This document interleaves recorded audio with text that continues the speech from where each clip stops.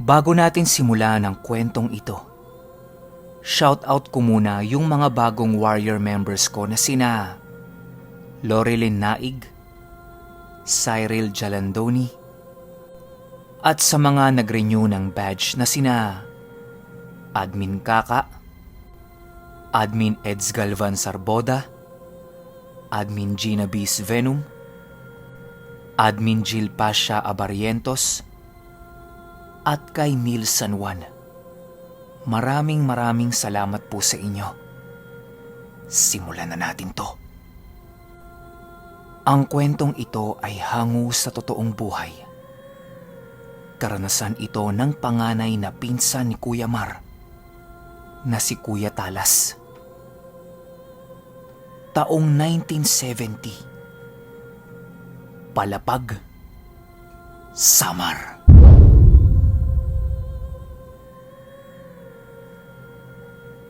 Itong mga panahong ito, nasa edad 13 o 14 si Kuya Talas niyan. Aminado siya na bulakbol siya noon at hindi talaga pumapasok sa eskwela. Bukod kasi sa sobrang layo ng nilalakad niya para makapasok, marami rin siyang kapitbahay nila na naiimpluwensyahan siyang wag nang mag-aral. Palagi pang nagyayaya ang mga ito sa kanya na tumambay na lang sa ilog, bukid o mag-ikot-ikot sila sa mga lugar na hindi pa nila napupuntahan. Kaya akala ng mga magulang niya, umaalis siya araw-araw para pumasok sa eskwelahan. Ang hindi nila alam, gumagala lang ito kasama ng mga kaibigan niya. Maniwala kayo o hindi, yang edad ni Kuya Talas na 13 o 14, grade 2 pa lang siya niyan. Ang lala, di ba? Alam nyo naman yung sistema noong unang panahon. Lalo pa kapag nakatira kayo sa liblib na lugar at sobrang layo ng bahay ninyo sa paaralan nyo. Medyo nakaka-relate ako kasi yung lola ko, 13 years old siya nung nag-grade 1 siya. Sa Zamboanga naman yon. Share ko lang. Balik tayo sa kwento. 4 sila niyan sa grupo. Puro sila lalaki. Wala silang ibang ginawa kundi magbulakbol. Alam niyo ba kung bakit tinawag na Talas si Kuya Talas? Dahil napakagaling nito sa paggamit ng tirador. Bihirang-bihira itong magmintis kapag may mga tinitirador siyang mga prutas. Paano ba naman? Araw-araw niyang ginagawa yun eh. Sino ba namang hindi gagaling?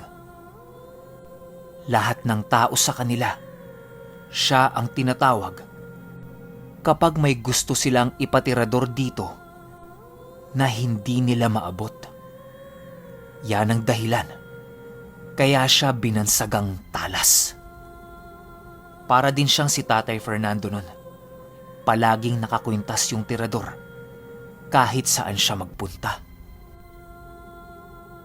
Isang umaga, napagpasya nilang magkakaibigan na pumunta sa kakahuyan malapit sa ilog. Manghuhuli kasi sila ng gagamba tapos ibibenta nila sa mga bata. Kaso lang, kapag mga ganong oras, wala pang lumalabas na gagamba. Kadalasang labas kasi niyan kung hindi hapon o gabi, madaling araw, di ba? Plano nilang maghintay sa ilog hanggang hapon. Maglalaro at maglalangoy-langoy na lang sila doon, pampalipas ng oras.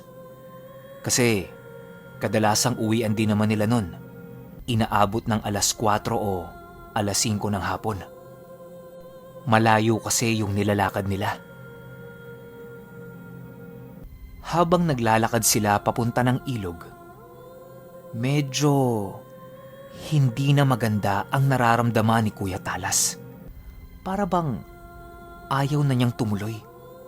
Gusto na lang niyang pumasok. Kaso lang, Nasa kalahati na sila eh. Tsaka pa ba siya aatras? Nung makarating sila sa ilog, naghanap kaagad sila ng puno na pwede nilang tambayan. Gumawa sila ng tumpok na pinatuyong dahon sa ilalim nun para meron silang hihigaan. Nung tapos na nilang gawin yan, lumangoy-langoy muna sila sa ilog habang naglalaro. Mga ilang minuto ang lumipas. Merong batang lumapit sa kanila. Ang dungis nun tapos sira-sira yung damit. Sa kanila naman, wala lang yun. Parang normal na damit nga lang ng bata eh. Nanonood lang sa kanila yung bata. Tanong ni Kuya Talas dito, "To, gusto mo lumangoy? Halika, samahan ka namin." Iling lang ng iling yung bata, pero nakangiti yun habang pinapanood sila. Hinayaan na lang nila. Kaso lang, ang tagal na nung nakatayo doon. Tapos may hawak ito na bote na kulay gasolina yung laman. Transparent kasi yung bote kaya kita nila yung laman ng loob. Nung umahon sila, ganun pa rin yung posisyon ng bata. Parang nakakaloko na nga eh. Nilapitan na ni Kuya Talas. Tapos ang sabi niya, "To, bakit ayaw mong maligo? Diyan ka lang oh, sa mababaw." Ngingiti-ngiti lang yon. Tapos sumagot ng, "Sa susunod na lang nong, uwi na ako." Nagkatinginan silang magbabarkada. Tapos nagtawanan. Kasi ang weirdo nung bata eh. Mga bandang tanghali, sinimulan na nila ang paghahanap ng gagamba. Nagbabakasakali na silang may mauhuli. Akyat sa mga puno, suot sa maliliit na kuweba at kung saan-saan pa. Mga mahigit 1 oras din silang naghanap. Kaso lang, masyadong mailap yung mga gagamba eh. Wala silang makita. Kaya napagpasyahan na lang nilang bumalik doon sa puno at magpalipas pa ng oras. Kasi panigurado, hapon meron na yon. Mga 3:00 o 4:00 siguro. Habang nagpapahinga, bumalik na naman yung bata. Bungad agad nito sa kanila. "Naghahanap kayo ng gagamba? Marami sa amin. Doon lang oh." Meron siyang tinuro na nasa tawid ilog lang. Bilang malapit lang naman, sumama na sila. Masyadong madaldal yung bata. Maraming sinasabi sa kanila. Nung nakalampas na sila sa tinuturo nun, nagtanong si Kuya Talas. Ang sabi niya, "To, parang lumampas tayo ah. 'Di ba, dun lang yung tinuturo mo?" Sagot nito sa kanya, "Ay, oo nga." Tapos kakamot-kamot lang yon ng ulo. Nang bigla nitong ialok sa kanila na baka gusto munang dumaan sa bahay nila para makainom na din ng tubig. Malapit na lang naman yung bahay nila. Pumayag sila at naglakad lang ng konti. Bahay na nung bata. Ayon kay Kuya Talas, malayo pa lang, umaalingasaw na yung kakaibang amoy ng bahay nila. Napakalangsa. Amoy dugo. Basta, kakaibang amoy na nakakaduwal. Mas tumindi pa yung naamoy nila nung nasa pintuan na sila ng mismong bahay. Barong-barong lang yon pero merong nakabukod na pwesto na merong harang na itim na kurtina. Ang sabi ng bata, pasok sila sa loob. Mabuti na lang, hindi sila sumunod dito. Gawa ng hindi nila kaya yung amoy. Nagpaalam yung bata na kukuha muna siya ng tubig. Habang hinihintay nila, panay na ang tingin nila sa mga puno. Kasi nga, naghahanap sila ng gagamba, di ba? Nang bigla na lang merong lumabas na matandang lalaki sa bahay. Nakakunot ang noo nito at tinitingnan sila isa-isa habang patagilid-tagilid ang ulo niya at nagtanong ng, "Anong sadya niyo? Bibili ba kayo ng langis?" Sagot ni Kuya Talas, "Ay, hindi ho nung. May sinamahan kaming bata dyan eh. Pumasok sa loob." Tanong nung matanda. "Bata? Walang bata dito. Kung hindi kayo bibili, umalis na kayo. Alis!" Gigil na gigil yung matanda sa kanila na para bang gusto silang saktan. Takot na takot silang magtutropa nun kasi yung mukha ng matanda para talagang papatay ng tao eh. Wala nang sabi-sabi, tumakbo sila papalayo sa bahay na yon. Tapos habang tumatakbo sila, tawa sila ng tawa. Paano? Bago sa pakiramdam nila yung ganun eh.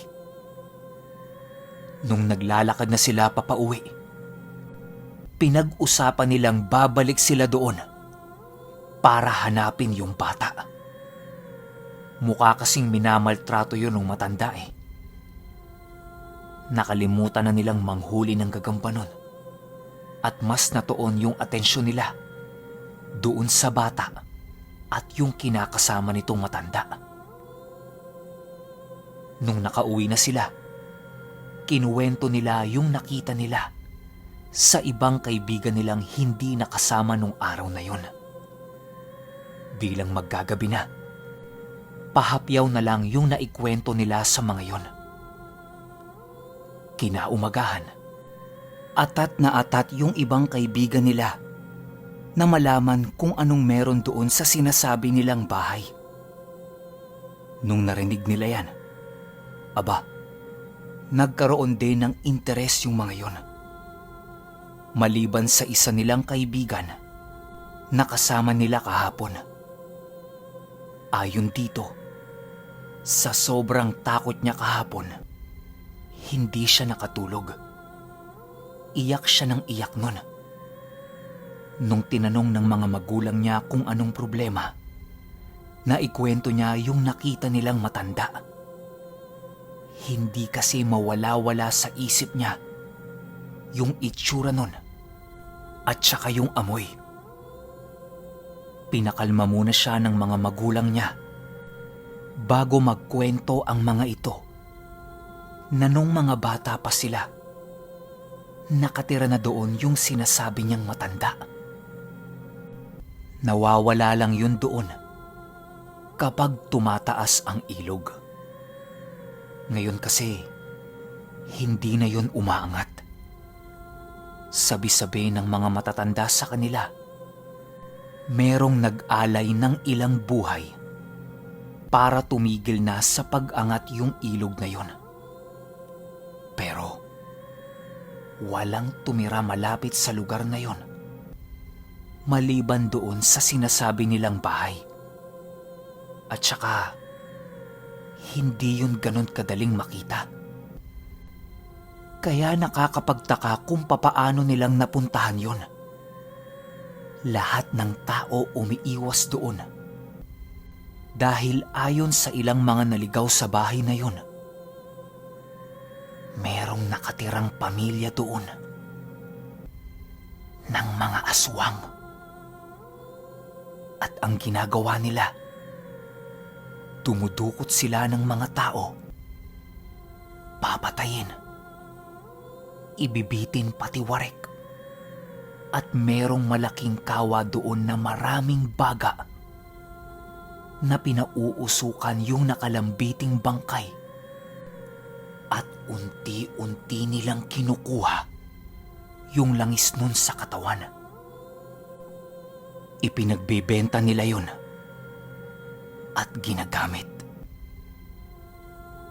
Nang marinig nilang lahat ang kwentong ito, pinagtawanan nila ng grabe yun. Kasi ang OA nung kwento mahahalata mong hindi talaga totoo. Pero nung araw na yon, hindi na sumama yung isa nilang kaibigan sa kanila. May mga ilang naniwala na hindi na rin sumama. Kaya ang natira na lang, si Kuya Talas at 2 lalaki. Dapat ang pupunta doon, 5 o 7 Kaso lang maraming umatras. Para patunayan na mali yung kwento ng magulang nung isa nilang kaibigan, nagpasya itong 3 na puntahan yun. Total naman, kabisado nila yung daan. Matapos magpalitan ng kani-kanilang mga opinyon, nagkanya-kanya na din sila ng lakad. Yung 2 kasama ni Kuya Talas, atat na atat nang makarating doon kaagad. Ang tatapang Nung medyo malapit na sila sa ilog, inaasahan nila na makikita nila yung bata. Nung wala, naghintay muna sila doon ng ilang oras. Maaga pa naman. Nung wala talaga, pinuntahan na nila yung bahay. Nung makarating sila sa lugar, nagtago sila sa makapal na dahon para matyagan yung bahay. Hinihintay nila kung merong lalabas. Nakatiwangwang lang kasi yung pintuan ng bahay. Tapos may nagsisiga sa likod nun. Sa tagal nilang nagmatsyag, nainip na sila. Kaya ang ginawa nila, umikot sila sa likod para puntahan yung nakahiwalay sa bahay na merong harang na itim na kurtina. Dahan-dahan silang naglalakad. Nung una, hindi muna nila hinawi yung kurtina. Nakakita sila ng maraming bote sa lapag nun na parang merong lamang gasolina, yung hawak ng bata. Kaso lang, yung isang kasama nila, hindi na kinaya pa yung naaamoy nitong langsa. Sumuka siya ng sumuka. Habang ito naman si Kuya Talas, pilit na tinatakpan ang bibig nun para mawala yung ingay na ginagawa niya. Nang bigla na lang, sumarado yung pintuan ng bahay at nakarinig sila na may tumatakbo papunta sa kanila. Sa takot nila, pumasok silang 3 sa loob ng kurtina habang nakikiramdam sa labas. May kung anong panay ang singhot silang naririnig sa labas ng kurtina. Parang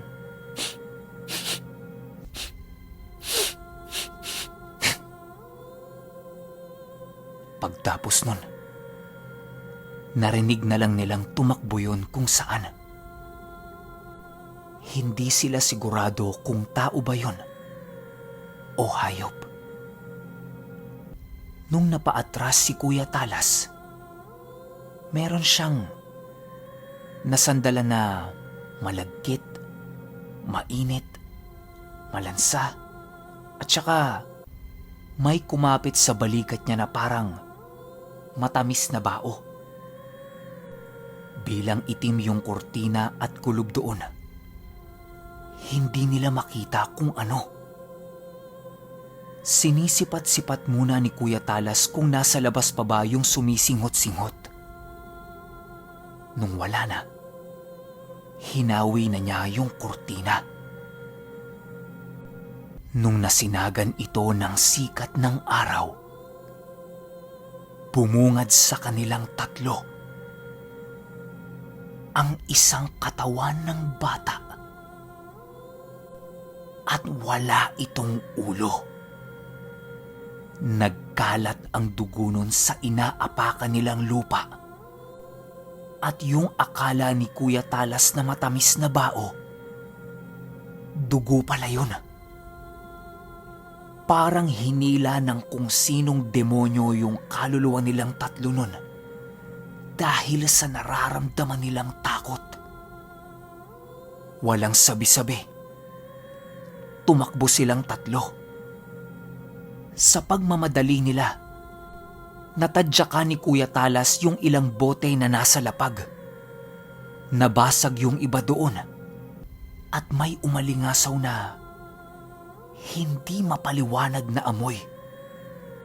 Gumawa din yon ng matinding ingay. Nang bigla na lang, may mga nagkahulang aso. Paglingon ni Kuya Talas doon sa bahay, yung matandang nakita nila kahapon, nandoon at meron itong hawak-hawak. Dahil medyo malayo, hindi sigurado si Kuya Talas kung karet ba yun, itak, o kung anuman. Tinuro sila nun. At maniwala kayo o hindi, bigla na lang may mga aso ang nagsulputan at hinabol sila. Paglingon ni Kuya Talas sa harap, may nakaabang na doon na isa pang aso. Hindi na niya alam kung anong gagawin niya. Pumulot na lang siya ng bato at nung medyo malapit na sila sa asong nasa harapan nila, tinirador niya yon sa ulo. Napayuko yung aso, saktong-sakto sa pagdaan nila. Pero yung isang kaibigan nilang sumuka kanina, nahagip nung humarang sa kanilang aso at tuluyan na itong nakaladkad pabalik sa bahay nung lalaki. Wala naman silang magawang dalawa. Mamamatay sila doon eh. Pagdating nila sa barangay, sinabi kaagad nila yung nangyari. Pinakita nila yung mga marka ng dugo. Sinabi nilang may nakita silang bangkay, yung isang kasama nila na iwan doon, at kung ano-ano pa. Walang pag-aalinlangan. Sumama halos lahat ng kalalakihan sa barangay nila para puntahan yung sinasabi nilang bahay. Uulitin ko. Maniwala kayo o hindi, ni bakas nung bahay, dugo, usok nung nagsisiga, bangkay nung bata, mga aso, at kung ano-ano pang nakita nila. Lahat-lahat yun. Wala. Pati yung kaibigan nilang nakaladkad. Wala. Ilang minuto lang ang lumipas pero wala silang inabutan.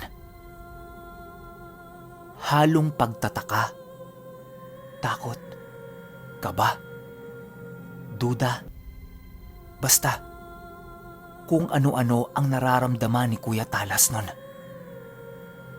Habang nagpapaikot-ikot sila sa lugar para hanapin yung kaibigan nila, meron palang isang bakas ang naiwan doon at nagbigay sa kanila ng pag-asa na nasa paligid lang yung kaibigan nila. At alam nyo kung anong bakas yun? Yun yung natapo na langis.